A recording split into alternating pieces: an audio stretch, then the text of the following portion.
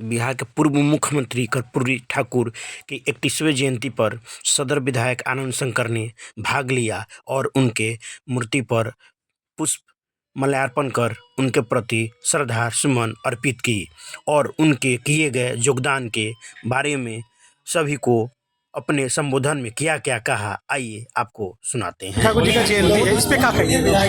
देखिए 101वां जयंती है और हम लोग ये जिस प्रकार से बिहार को आगे ले जाने का काम किया, स्वर्गीय कर्पूरी ठाकुर जी ने भारत रत्न भी उनको मिला।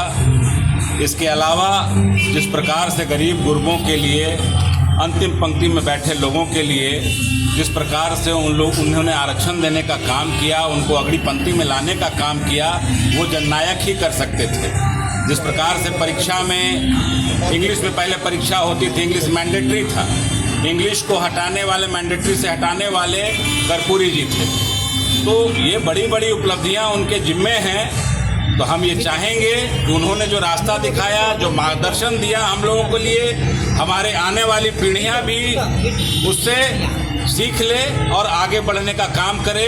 जननायक बिरले पैदा होते हैं और चंद, मैं समझता हूं कि अगर नायकों में नाम लिया जाए तो चंद नायकों में हमारे जननायक कर्पूरी ठाकुर जी थे।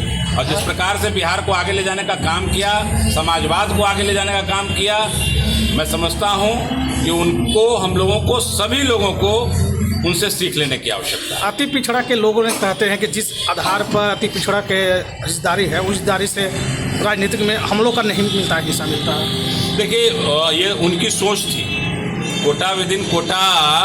मैं समझता हूं कि उस समय 80 के बाद में मंडल कमीशन आया, उसके पहले उनकी ये सोच थी। मैं समझता हूं कि 12 ईबीसी, 8 ओबीसी, 3 और 3 और, मतलब 3 ईवीएस के लिए, ईडब्ल्यूएस के लिए, स्वर्णों के लिए, और 3 महिलाओं के लिए था या।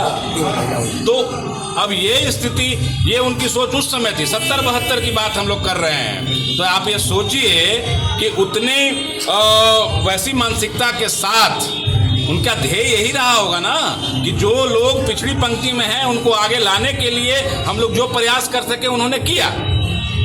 आप ये समझिए, वृद्धा पेंशन की जो बात हम आज करते हैं, ये कर्पूरी ठाकुर जी के दिमाग की उपज थी।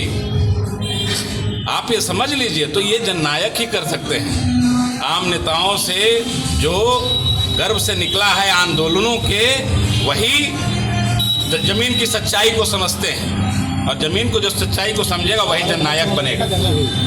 इस बार विधानसभा में देखा जाएगा ऐसा, विधान चुनाव में 2025 में क्या देखा जाएगा? मैंने अति पिछड़ा की चीज एकदम मिलना चाहिए भाई। देखिए जो पिछड़ी पंक्ति में लोग जो बैठे हैं उनको आगे आकर आगे लाना होगा, और ये सरकारों का दायित्व है, सरकारों का दायित्व है, और सबको मिलना चाहिए, मजबूती मिलनी चाहिए। महिलाओं की हम बात करते हैं, आधी आबादी है महिलाओं की, उनको भी मिलना चाहिए। जो अंतिम पंक्ति में लोग बैठे हैं उनको भी मिलना चाहिए।